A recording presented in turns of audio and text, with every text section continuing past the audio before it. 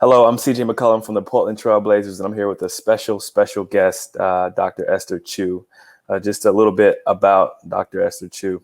She grew up in Cleveland, Ohio, so we're both fellow Ohioans, not far from the 330 in Canton, in which I grew up at. You actually interned for the Cleveland Plain Dealer, which is amazing and definitely cool because I love the journalistic side. But from a background standpoint, you are currently an emergency physician and associate professor at the Oregon Health and Science University. You're very popular. You have a great following and have done a tremendous job of continuing to communicate about ways to continue to improve the healthcare systems, especially focusing on racism and sexism, and have continued to speak on the PPE shortage that's currently going on. For those of you that aren't familiar with Dr. Choo, she graduated in '94 from Yale College, medical degree from Yale University in 2001. She did a residency at Boston Medical Center and also received her master's in public health at Oregon Health and Science University. She's won many awards and has continued to do a great service to not only Oregon, but the world. So without further ado, I appreciate you spending some time with me. Wow, thank you for that. I feel so flattered to get such a detailed intro. No problem at all. I was very curious about your background. I haven't grown up in Cleveland, Ohio, to see where you're at today here in Oregon. Basically, obviously, there's a serious situation going on with the coronavirus, and you're working on the front line. So I can only imagine what you're going through. And I just want to reiterate that I appreciate you taking some time. I know how busy life can be, especially during these times. But talking more about the coronavirus, I think my first question is, when did you first hear about the coronavirus? I know working in the healthcare sector, you probably were exposed to it a little bit earlier than the rest of the world. But when did you first hear about it? Yeah, I started following the story in December, and it was pretty quickly apparent that it was a scary thing. I mean, there were journalists on the ground there that were shooting images from Wuhan that, right now we totally understand. I mean, these pictures of just deserted streets, totally empty marketplaces, businesses just closed up and boarded up. Just this huge city in China that was completely empty, looked like a ghost town.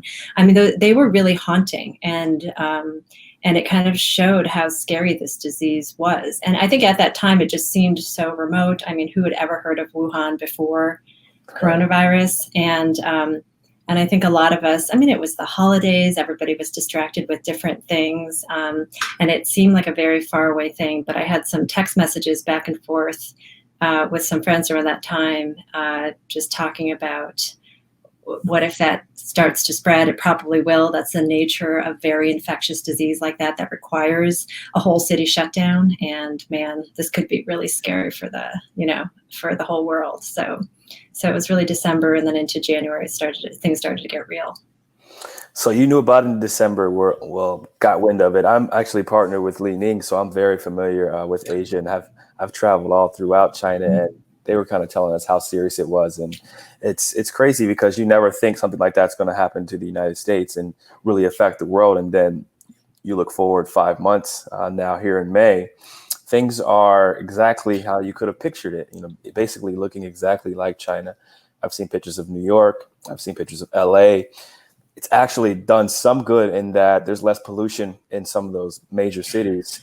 Right. So you can actually see the mountains in the backdrop. But let's just talk a little bit about Oregon in general, like what it looks like in Oregon right now and kind of what you're going through on a day-to-day basis. Yeah, I mean, we are a high-performing state. You've probably gotten a sense of that. I mean, I think we're the fourth lowest in terms of disease incidence, the eighth lowest of all the 50 states in terms of deaths.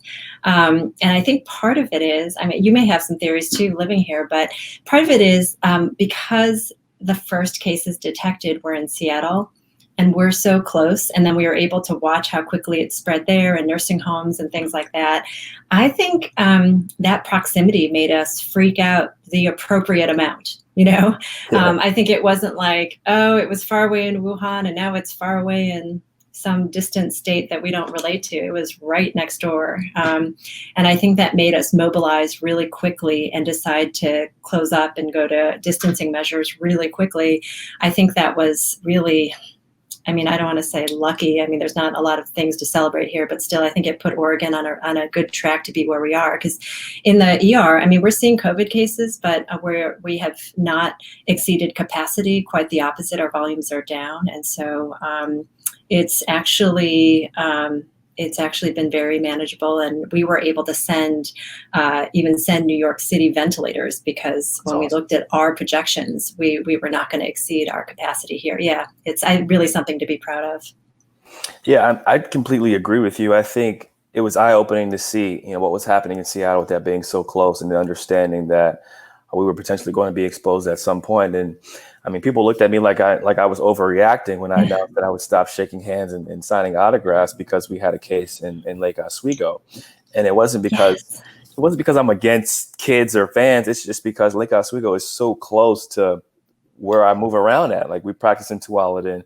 I don't live too far from there. And I just kind of realized that I go to schools. I do a lot of stuff for the kids. I'm around them. I'm exposed to them often, that we really don't know who could potentially be a carrier. And people ridiculed me. And now 5 months later, we're in stay-at-homes and really can't even leave the house. But I'm just glad that we've taken the proper measures as of late. And I think it's going to be really important to see what happens once certain places start opening up.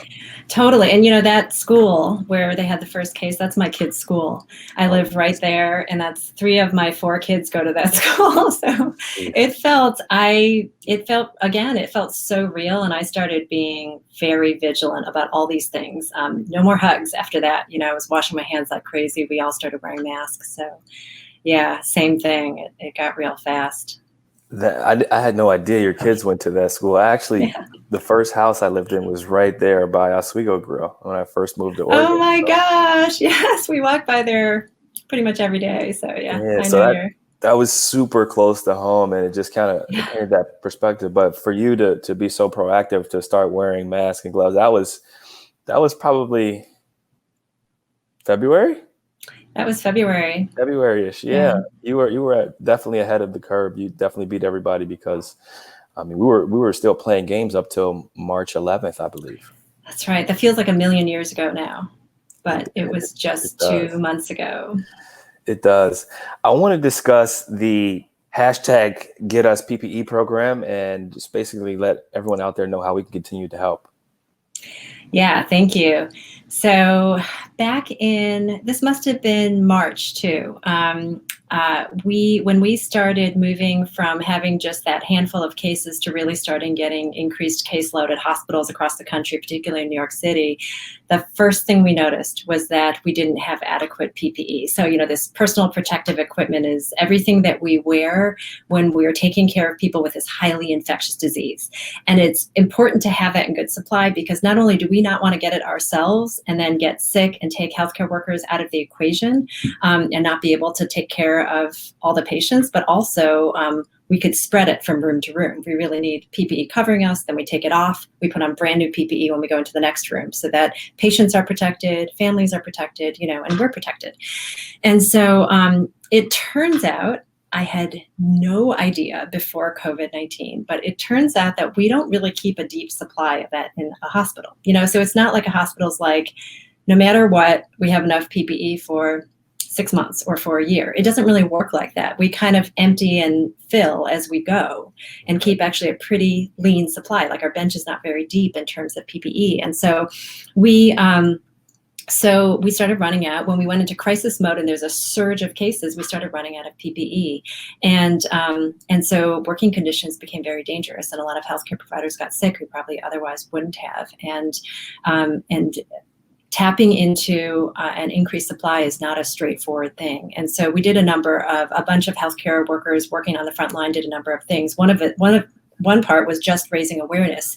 If I wasn't aware of PPE supply problems, then neither was the public, and neither were our policymakers. So we started a couple social media things. We started these hashtags, Get Me PPE and Get Us PPE. People working in hospitals started talking about it and posting themselves with their PPE or their lack of PPE. Some people posted and just put, I'm wearing the last N95 mask in our entire hospital, really documenting their shortages. And then a team of docs and other volunteers got together and started this website called getusppe.org. And that has been able to play a role in identifying need, finding supply, and actually delivering PPE. So we've had delivered over 1 million pieces of PPE, thanks to donations from around the world, really. This week, we were able to work with Boston Scientific with delivery given free by Amazon and deliver 1 million face shields. We've been able to be to really pitch in and try to plug a hole in the PPE need. As we continue fighting COVID-19, we will just continue to have these equipment shortages. So we're hoping that we'll just continue to get a lot of attention and donations and assistance distributing the PPE. No, I appreciate you sharing that. And as someone who's not in the healthcare world, I wasn't aware of any of that stuff. My fiance actually is finishing up dental school and was in Columbia. Oh, wow. She was at Columbia attending, finishing up, and she was telling me about the importance of PPE and how people are running out, and they were basically graduating medical students early so they could begin helping because they were running out of bodies and workers. Totally. I hope she was able to stay safe during that. Yeah, right she there was. in the epicenter. Luckily, she was on spring break, so she was flying here in March 10th. And the season got canceled March 11th. So that's how close it was. And she's thinking she's just here for spring break. And now she's having to, go through like essentially moving here because graduation is next week. Right. Well, thank goodness that worked out. Absolutely. And just for the people out there that aren't aware, the PPE extends beyond masks. Like, what's the most important equipment that most people are lacking right now in hospitals? Well, yeah, I'd say the kind of whole outfit is, in addition to there's sort of simple surgical masks, which is what people think of. And then there's the higher level filtration masks that can really filter out the viral particles. And that's for when we're really in close up with patients doing things like, intubations or procedures that are near the face. Right.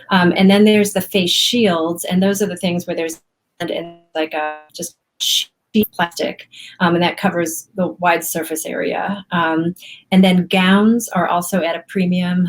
Those cover our whole body, so it prevents us from getting all those, all those droplets on our torso.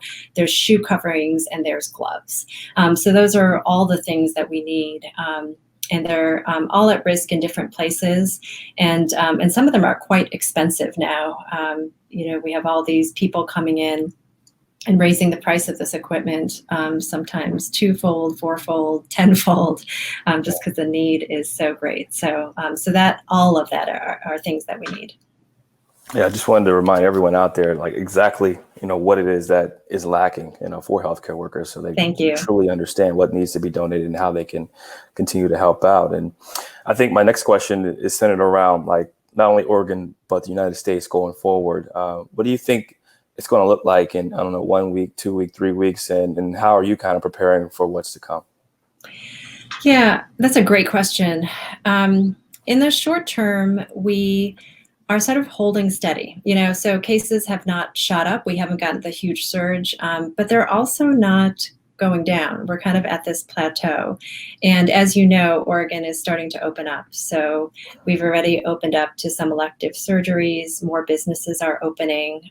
We're kind of getting ourselves out there more. And so in the short term, it's going to be watchful waiting as we start to emerge from our homes and people aren't being really strict with stay at home and social distancing. And you can see it, right? I mean, just driving around like Oswego, I see people standing in line for ice cream and, going out to parks and things. And, it's totally understandable. We're finally getting some sunlight here. I get people have been inside nonstop for a couple months and we're doing pretty good numbers wise. But I think the key thing will be as we do that, continuing to do lots of surveillance at the community level. And as cases go back, we may need to have to turn around. We're going to be watching for, what comes in the hospital. If rates shoot up, if deaths shoot up, then we really have to change course. And that's going to be really tough. I mean, it's one thing messaging stay at home. And it's another thing saying, okay, come outside, but doing this, okay, now come back, now go back out. Okay, wait, not that much, you know. Right. Yeah. When you do go out, you should go out in a very cautious way. Yes, you can see your friends, but pick 3 friends and really keep your contacts limited. Make your visits short. Don't hang out for a 3-hour party because you're so happy.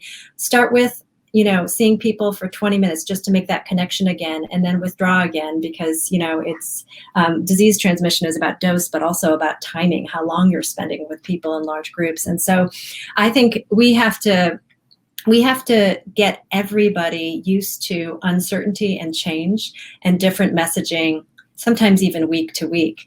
So that will be the challenge for the rest of the summer. And then the question in the fall will be, will we see this resurgence of COVID, and how will that feed into flu season? I'm guessing we're going to have a pretty challenging fall to winter this year.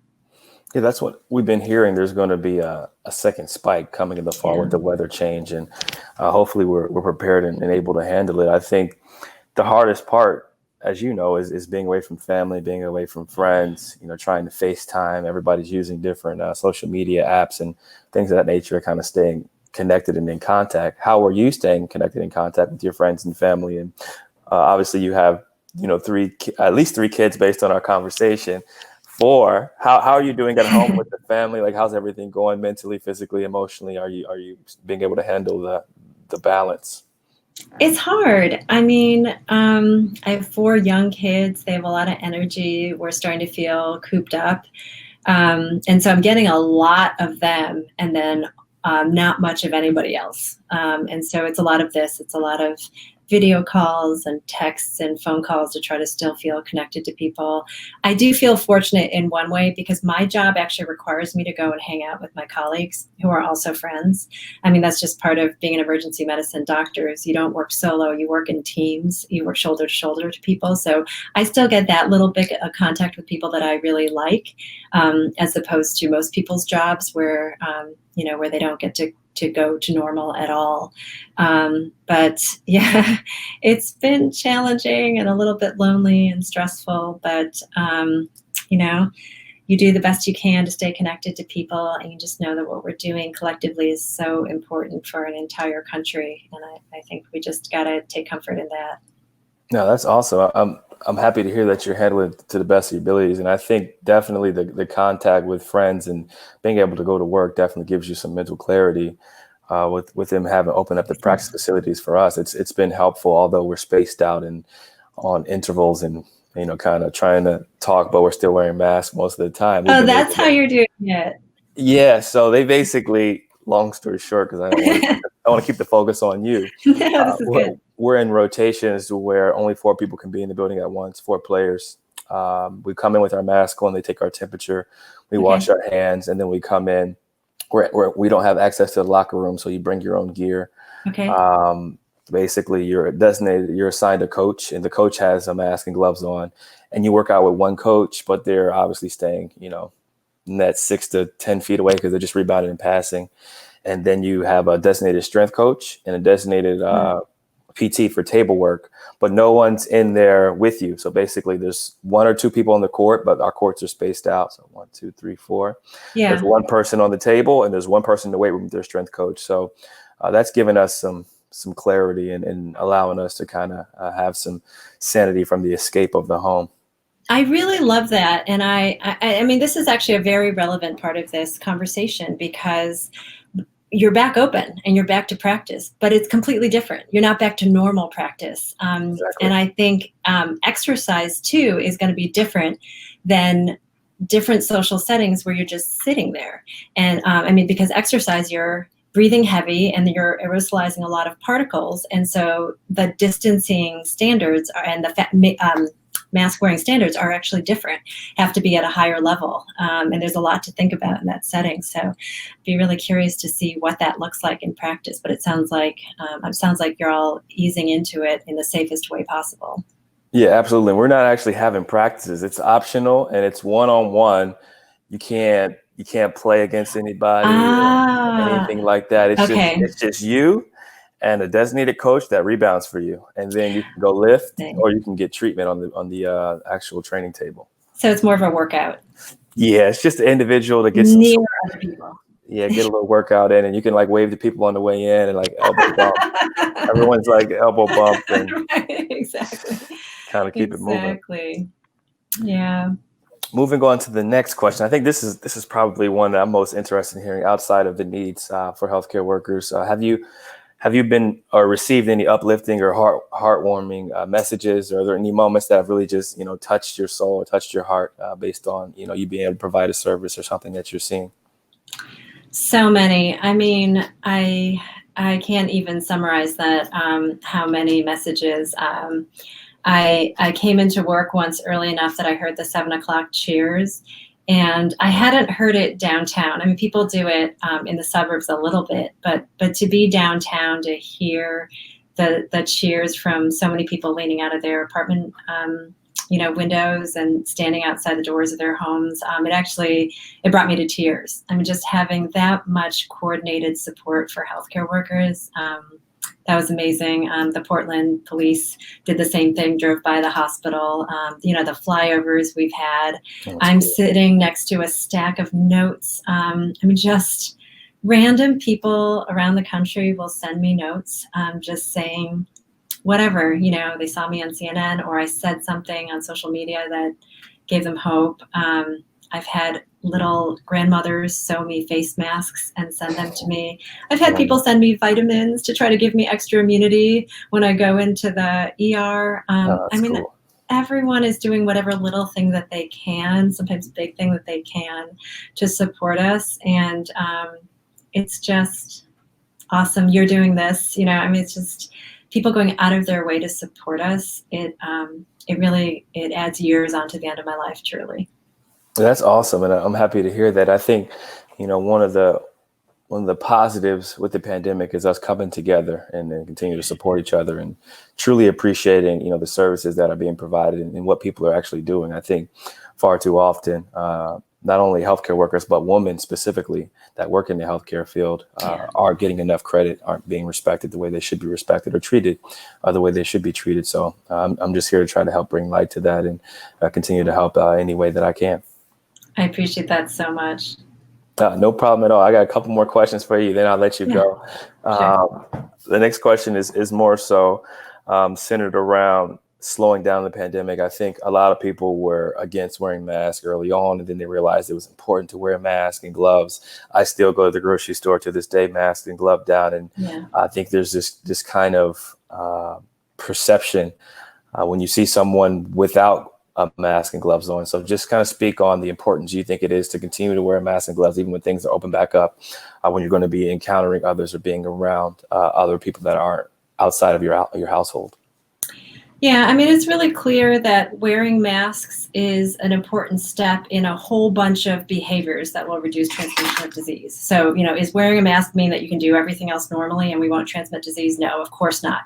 But it's another layer of protection. It shows that I respect other people enough to not want my secretions to go to other people and potentially make them sick if I have the virus and I don't even know it, because this virus can spread when you are not even having symptoms or when you're having really minimal symptoms.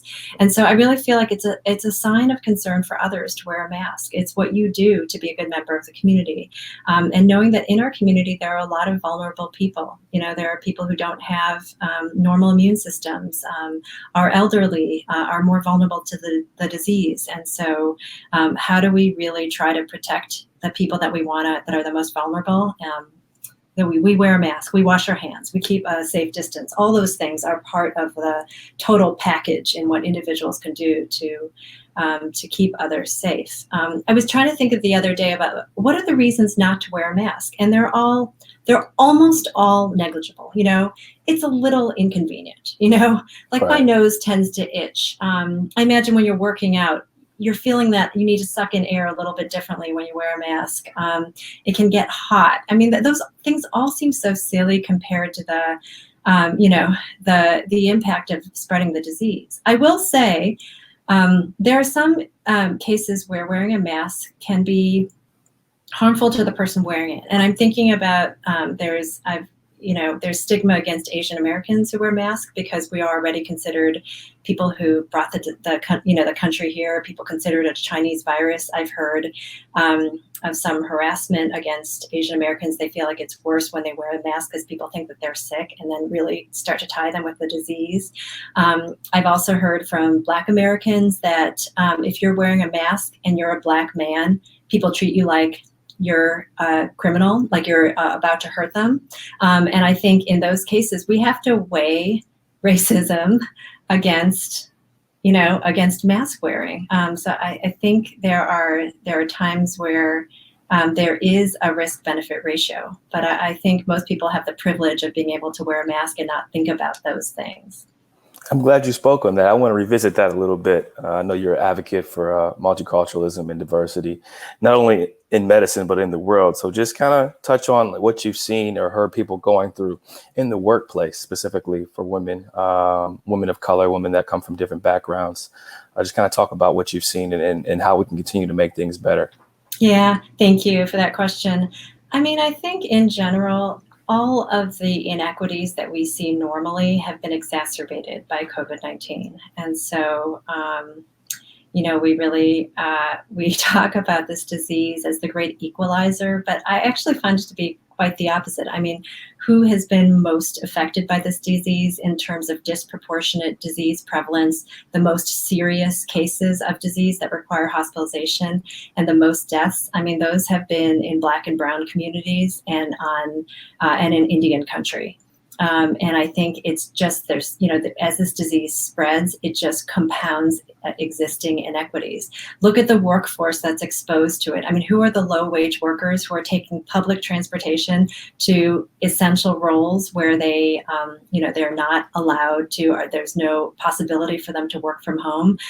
Those are majority women and largely women of color. And so I think it's really taken some of these inequities and exaggerated them and made it very obvious who we value, who we protect, who already has compounded health inequities, poor access to health care, and other things that really lay the groundwork for getting sicker, things like poor access to good nutrition, and sanitation and clean air, and big homes where you can, and don't have access to big homes where you can self-isolate when you get sick.